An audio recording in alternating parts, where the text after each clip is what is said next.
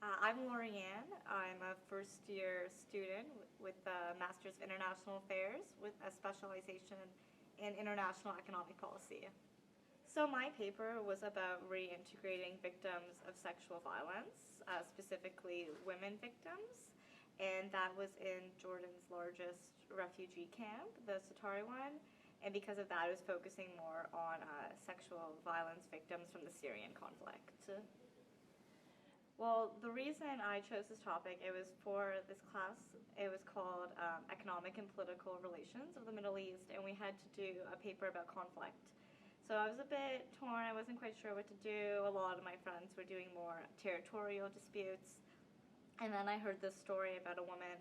She was murdered in Germany. She was a refugee from Syria, and it was because she was the victim of sexual violence. And I just kind of realized that I wanted to look into it and understand it more, and I managed to work with what the professor wanted, so I did the paper, and I really enjoyed doing it. It's really interesting.